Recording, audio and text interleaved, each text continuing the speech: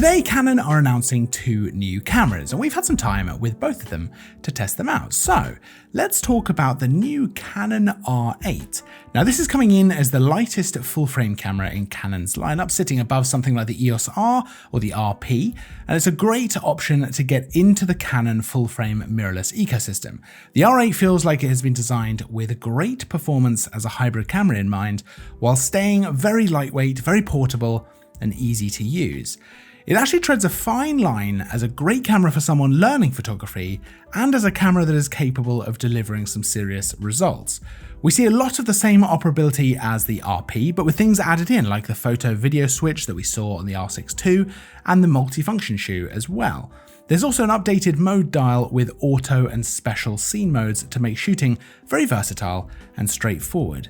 So let's get into some of the spec. Let's talk about the image quality to begin with. Now this is housing the same sensor that we saw on the R6 II, a lovely 24.2 megapixel sensor with the Digic X processor, and the images look lovely. The contrast, the detail, and of course those Canon colors, it all just looks fantastic, and I'm very, very happy with the results that I was able to get. The low light performance, as you would probably expect, is absolutely in line with the R cameras and performs really well. And we even see the very, very fast 40 frames a second continuous shooting that we saw on the R6 II. Now this is actually a super versatile camera. You've got enough resolution there to crop a little bit if you want to. That speed is absolutely unreal, and it means wildlife or sports would be more than handled. And then you've got some creative modes in camera, so things like focus bracketing, creative filters, HDR, and panorama. So you could absolutely approach this camera as a semi-pro or maybe even a professional and get some great results, or as someone looking to get into photography and find this a great tool to help them learn. The autofocus is another area where this does very well. We see the dual pixel CMOS AF2 autofocus system with eye, face, head, and body detection, as well as animals like cats, dogs, horses, and birds. And then of course you've got things like cars, bikes, trains, and planes. So you really are covered pretty much no matter what you're shooting. And to be honest with you, it's super snappy. It's really very reliable.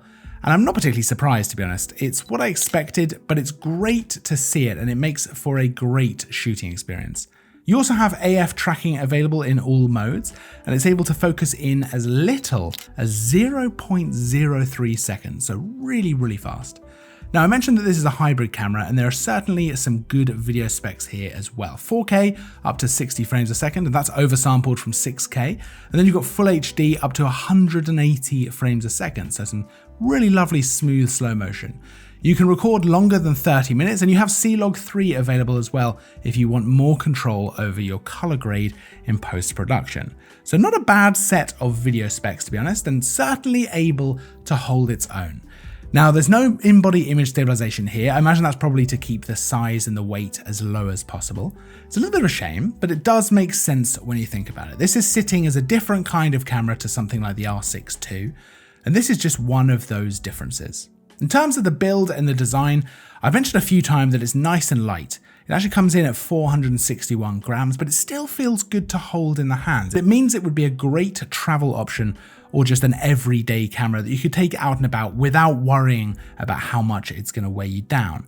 It has a lovely EVF running at 120 frames a second with a pretty clever OVF assist mode to simulate an optical viewfinder.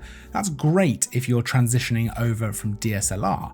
Otherwise, you've got the flip out screen as well, perfect for vlogging, built-in Wi-Fi and Bluetooth, nice and easy menus, and even a guided UI for people who are still learning. Now we do only see one card slot, and for me that doesn't feel like that much of a huge deal considering this isn't really aimed at professionals, but it's definitely something to consider, and I know that some people really would prefer to have two card slots. I know for sure for me, it does make me a little bit nervous if I was going to use this for something like a wedding or a key event.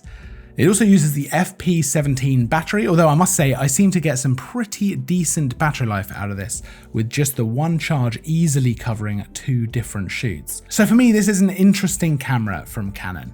It feels like a little bit of a merging of cameras like the EOS R and the RP, but then with a decent upgrade on top of that as well. Realistically, this is now sitting as the entry-level full-frame option, And I think Canon have done a great job of just walking that line between a camera for someone still learning and then a camera for someone who needs to get good results. When I first started doing professional photography, I could absolutely imagine using a camera like this, and I think you could still get some great results. Now you can check out the camera for yourself by following the link down in the description. Of course, don't forget to like and subscribe as well, because there's new content all the time. I'll see you in the next video, but until then, as always, thanks for watching.